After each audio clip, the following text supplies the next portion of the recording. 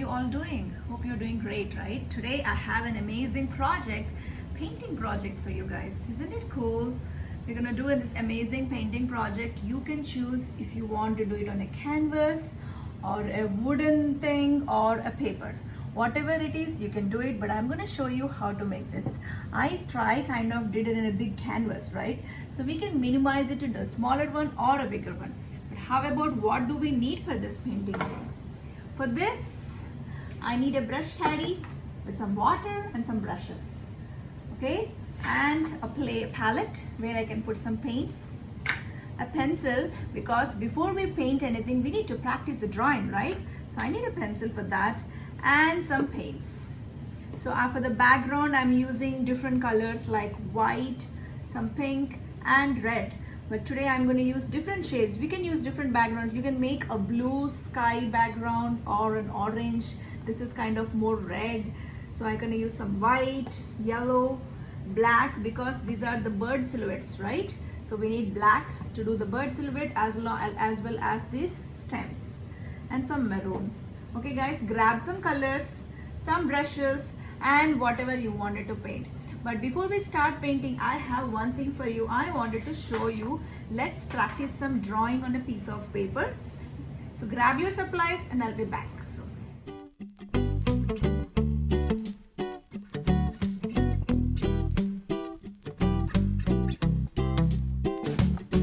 okay guys, I'm here with my pencil and a paper, right?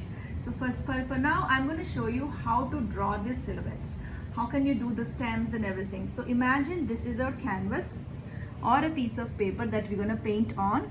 So this is a background. So right now we are just practicing, so there is no background paint here. And how I do it? So first, there are a lot of stems. You don't have to be perfect. You just make sure there are some stems around the background here. Maybe one stem going up. So these are just lines, but you can make stems like this. So thicker at the start. While you go, it should be much thinner like this, right? And there are small stems going out like that, right? And there is one big stem where your birds are sitting. So that stem can go across through the canvas, the full big one. So again, thick at the start. While you're going to the end, it should be like a thin stem. If you can imagine, or you can see it outside, you can go and have a look at outside trees, how thick are at the start, and while they're going upwards, they're so thin, right? So that's what we wanted to do it here too. So I have thick at the start and thin. So some smaller stems coming out, right? See? You don't have to be perfect exactly like mine. You can do however you want, but make sure there should be one big stem where my birds are sitting. Here and there, maybe one small here, and smaller stems going up from here.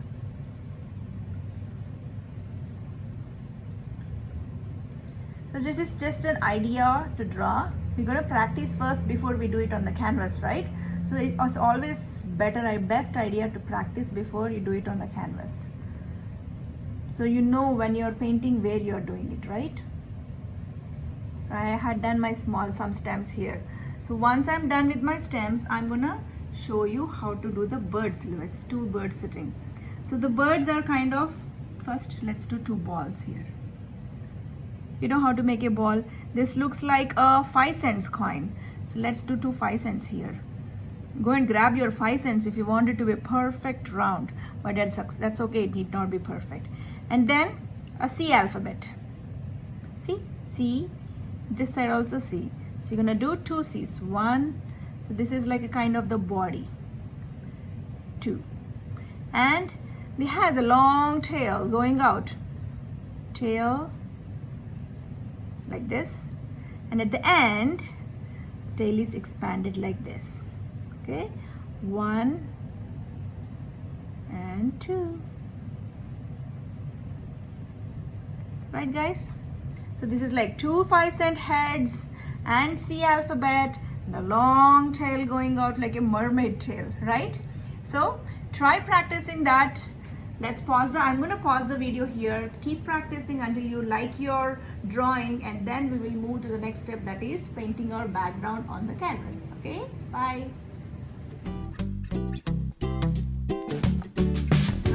that, guys, I hope you're done with your drawing. So let's keep the drawing paper aside and now let's focus on our actual painting. Okay, guys? So here I have one thing for you to share. If you're painting on the canvas, this is like a box canvas or a stretched canvas. So it has on the sides, you see the sides? So it's important for you guys to paint on all the 4 sides if you are doing like these type of canvases. Okay, guys? But today, since some of you guys might not have canvas at home, you might just grab a paper or you can do it for the paper. Let us see how you can give a nice finish to a paper. For that, here I have a paper, a nice thick paper because we are painting, right? We don't want it to have a thin paper like a printer paper. So take a nice thick paper like this. And I'm going to use this tape, a painter's tape. So I'm going to stick it on all 4 sides. So my paint finish is so neat at the end when I'm done. So it's easy to tear, you don't have to need the scissors also. See, guys, I'm going to use my painter's tape. It's very important to make it push them because you don't want the, when you're painting, you don't want the paint to enter inside the tape. So we need a nice fine edges, corners of your painting. Attach. When it is big, you just have to tear it with your fingers and fold. At the end, once we are done with the painting, you can always remove this tape and you can frame your paper too. It looks so neat with that.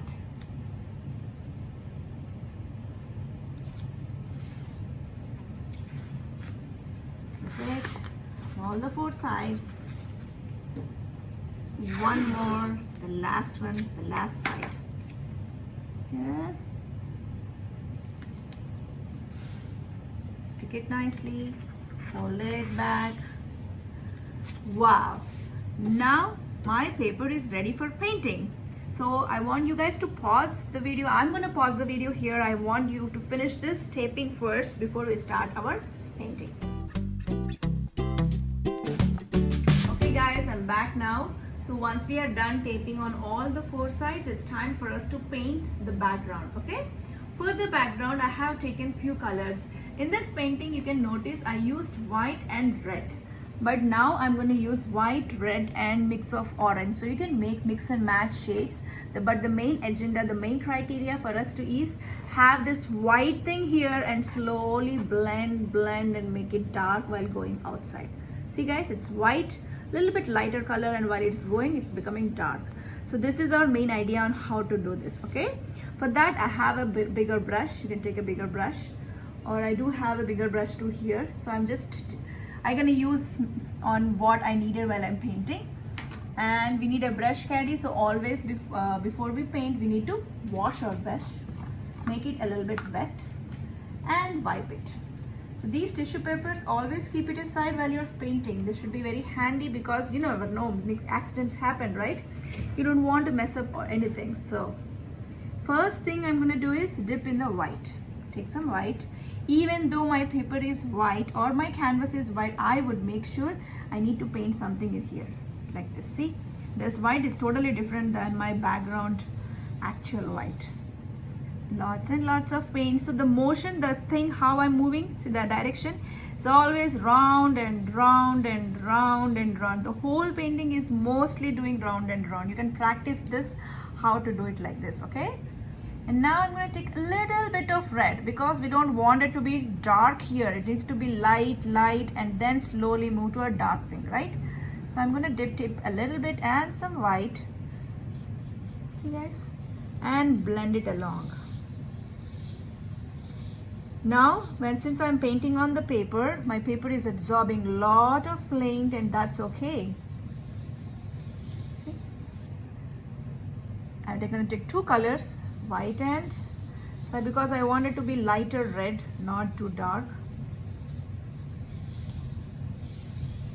Now I can take my bigger brush. So these holes are for us to put our brushes. When we are not using, you don't have to put it on the table, right? It's always good to put it in these holes. And again, take some white and some red, blend. Now I can take more red. See how I'm always painting like a C. It's like a curve. I'm not painting horizontally or vertically. It's always a stroke is a C stroke or a curve stroke. Make sure you fill up all the white patches that you see everywhere. And it's okay you paint on the painter's tape too, okay? Because at the end we're gonna remove that. It's no big deal.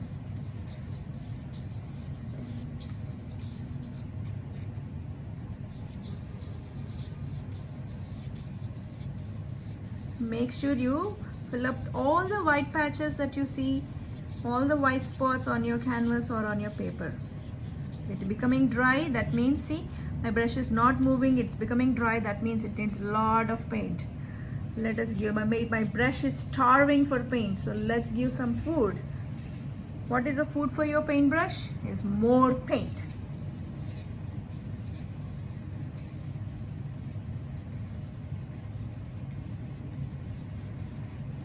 Make sure this I'm fixed up all my spots, and now I'm just taking more of red and some orange to give a different shade here.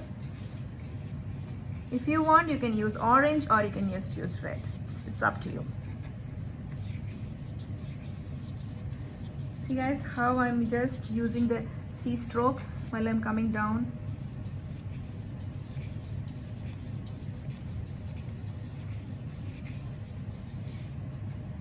Now it's summertime here in Canada, so my brushes and my paper is getting dry fast. So I'm going to add more and more paint and trying to make it wet, so it's easy for me to move my paintbrush like this, right? Otherwise my paintbrush cannot move a lot.